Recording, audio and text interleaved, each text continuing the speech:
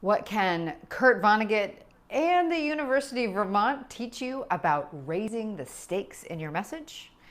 I'm Tamsen Webster of tamsenwebster.com, and that's what we're talking about this week on Find the Red Thread.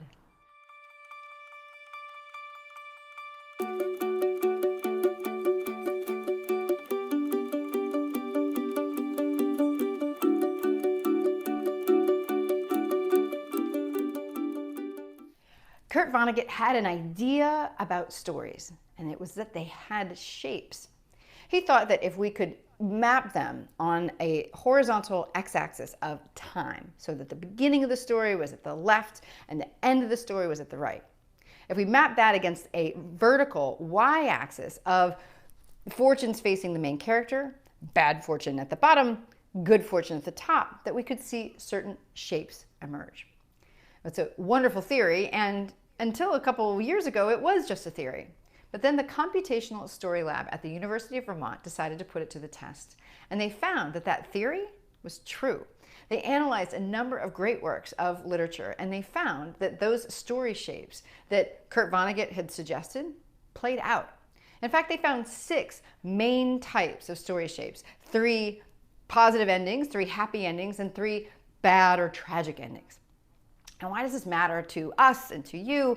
Well, because those patterns, and in fact the 3 happy ending ones, are very useful ways for us to look at and analyze our own messages and message structure.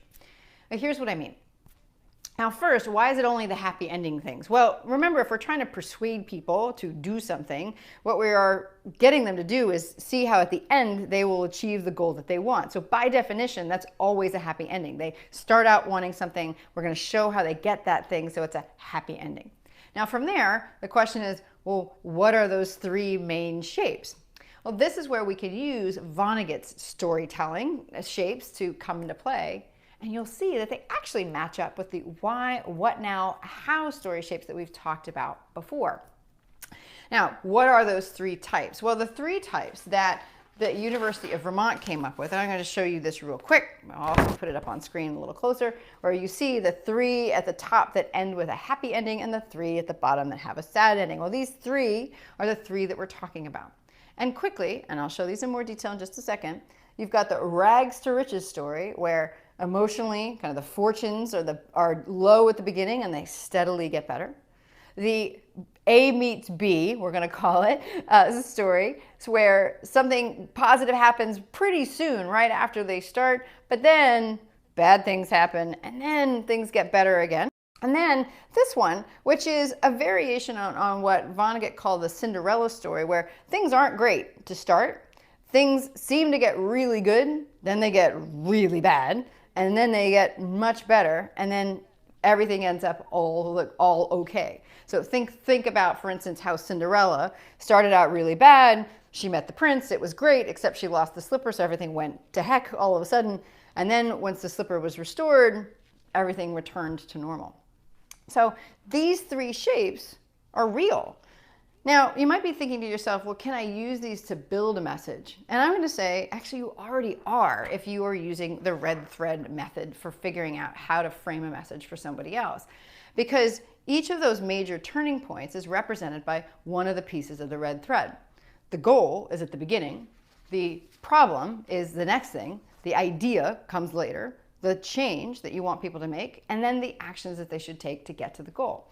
Each of those pieces comes in that order. And if we start to plot where the fortunes are of our audience, we can start to see our own shapes emerge.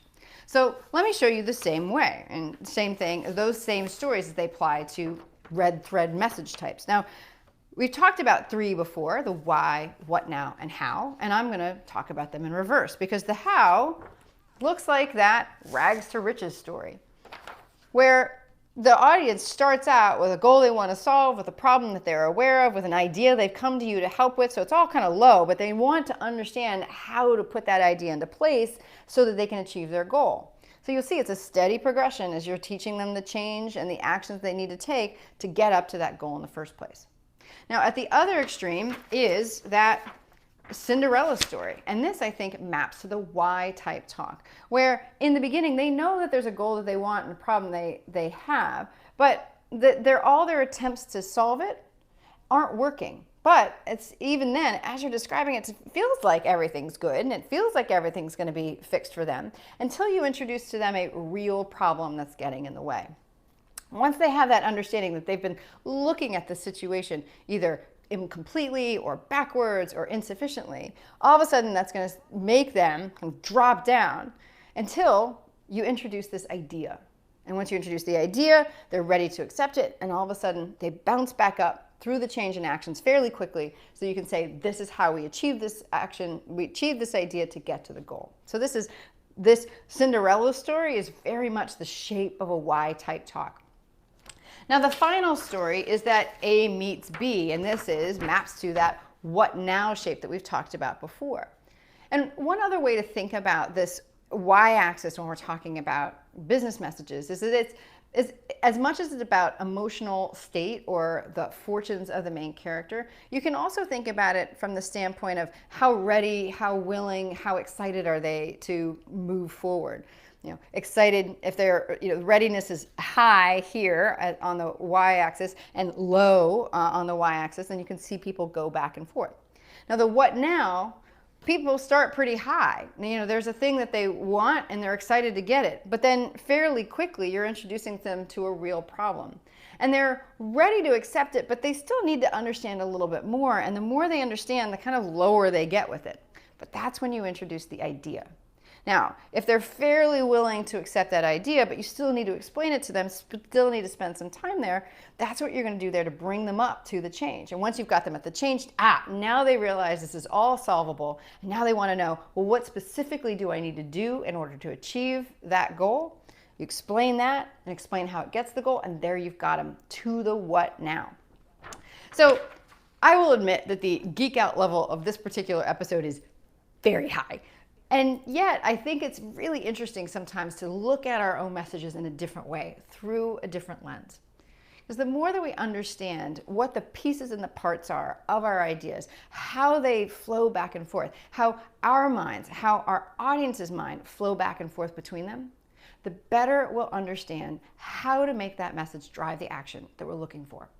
So next time you have a message put together, map it against the story shape. Say, hey, how is it doing for me? Does it look like one of these out of the gate? And if it doesn't, what can you do to create more distance between the emotional state of, let's say, the problem and the idea, so that it's even more emotionally powerful? And that, my friends, is what Kurt Vonnegut, the University of Vermont, and hopefully I have to contribute to driving your message into action.